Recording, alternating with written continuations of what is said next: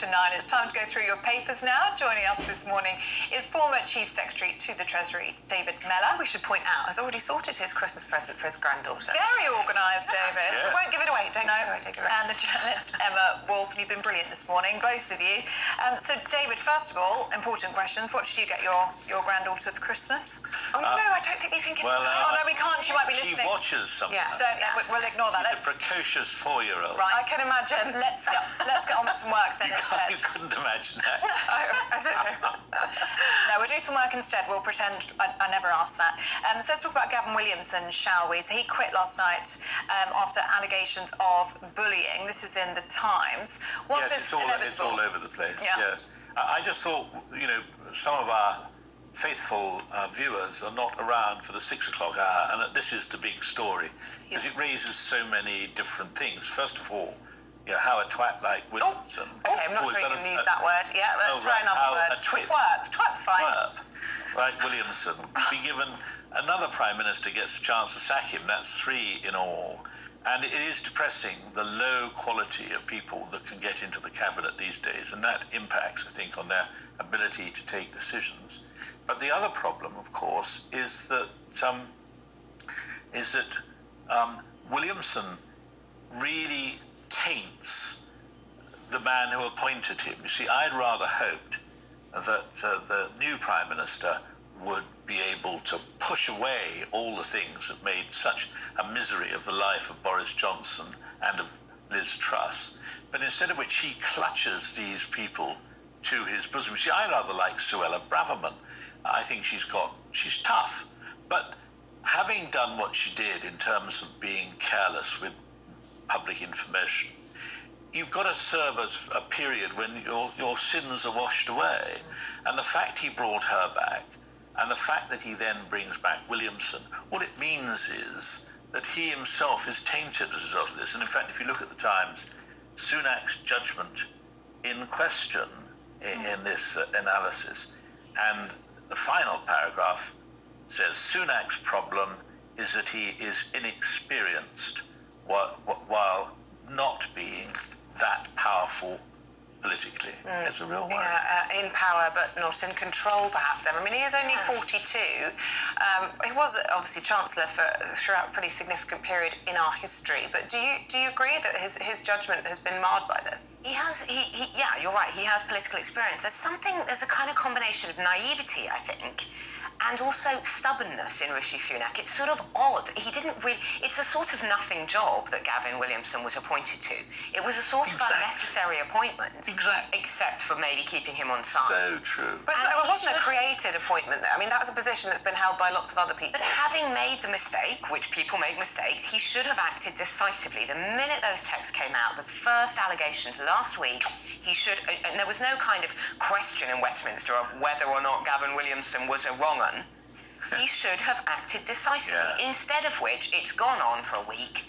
Gavin Williamson, it looks like, has resigned himself rather than Rishi. And David is absolutely right. It leaves Sunak tainted, whereas his first couple of weeks should have been calm, bit of a honeymoon period, that old cliche. Yeah. I think that it does raise questions about Rishi Sunak's kind of capacity as a political operator. That's right. Well, not least after he made that comment on the step, as you point out, Ellie. There is only the one step of Downing Street where he said this is going to be a professional government with highest regard for integrity, and as you say, not taking a strong line on this. And this is deeply unpleasant, and in the current climate, it is not acceptable. Of course, whips are bullies. Yes, we understand about bullies and enforcers, but Gavin Williamson, that stuff is deeply unpleasant. It's very threatening, and in the current modern, in the modern climate, and we all talk about mental health, we all talk about people needing help, and all of that, it is not acceptable to tell people to basically go and commit suicide, or to threaten them, or to bully in any way. I was obviously a failure because I spent 11 years as minister and never told anyone to jump out of the window or whatever. It isn't necessary to be abusive to your civil servants. Most of the civil servants I worked with, I got on with very well, and I was very glad that they were around. But this is where I think Rishi Sunak is a hugely talented person. I would be very disappointed if he isn't a successful Prime Minister. One of the reasons why he won't be a successful Prime Minister, if he turns out not to be, is he doesn't have somebody telling him what he needs to know.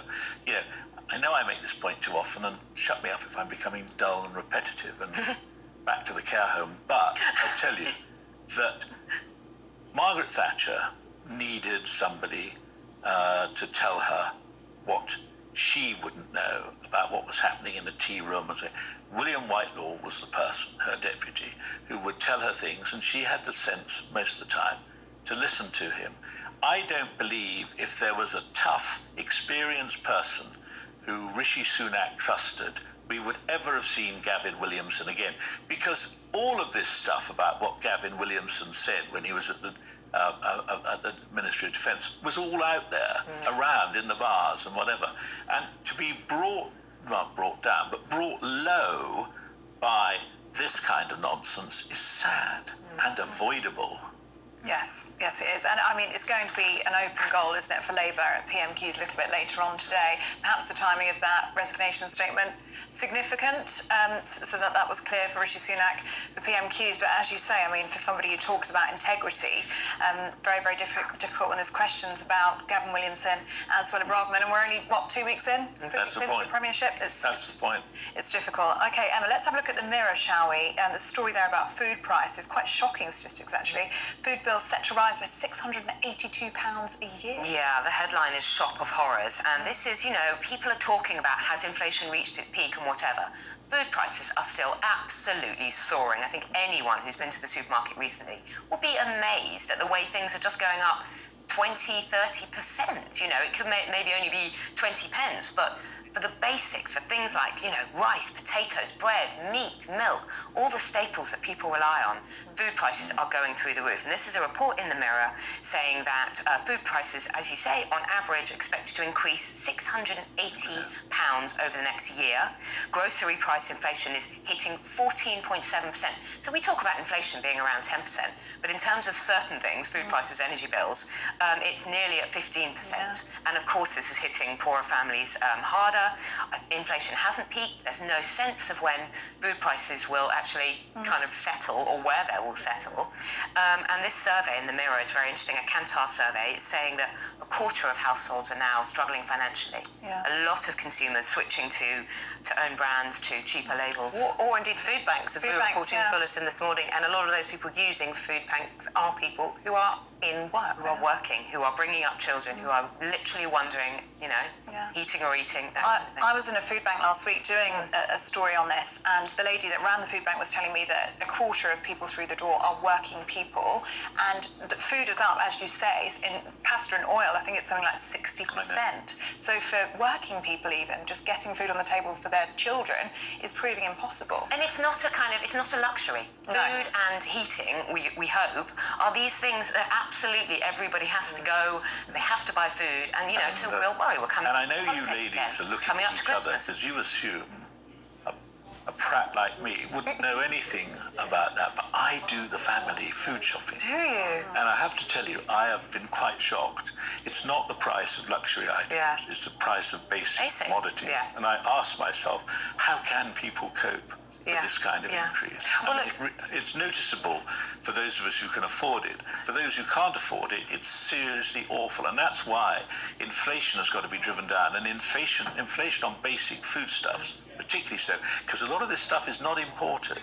It's produced in the UK, and yet something has got caught up in the food chain that drives these prices up to a totally unreasonable level. But in the context of all of that, David, the next story, which you've chosen from the Telegraph, which is about the Tories will regret joining the assault on Middle England's wealth, and it's something Sarah Vine's talking about in the Mail as well today, saying why is it always the middle classes that have to pick up the bills in these situations? But in the context of what we're just saying, of food costing a fortune, ordinary working people going to food banks, someone's got to shoulder the burden. Yes, well, but I think that there's got to be some. Well, first of all, just to say, Philip Johnson, I always read his stuff, and I think one of the things where newspapers are most valuable is not the news, because often the news is hours out of date compared to what you can get on the television, but it's the commentary. And the good commentators in the papers, I feel like they're friends of mine, and I read what they say and listen. But you see, what he's really saying is this: the Treasury just cannot resist plundering that great heap of accumulated wealth sitting there ostensibly to enable people to enjoy a decent retirement without relying entirely on state benefits. Now, you've got to have some people in this our society who are self-reliant. And also, one of the fundamental things about being a conservative, at least that's what I used to think, maybe it's changed since my dismal day so many years ago, is that you have to look after yourself and your family. You pay your taxes, but essentially you do not look to somebody else to bail you out. And if we increase the proportion of people who, often through no fault of their own, have to be bailed out, and we lose the proportion of people who can get by, then we've got real problems. And what Philip Johnson is saying is, how can you manage to sustain yourself when all of these allowances that are supposed to go up, tax-free allowance, all of that stuff, they're not going up. It's an easy hit for the Treasury, but it's a cheap shot as well. Look, we've run out of time, guys. I'm really sorry. We have to leave it there. Emma Wolf, David Bell, it's been a pleasure, as always. We do need to just say, once again, terribly sorry for some of the language this morning during that paper review.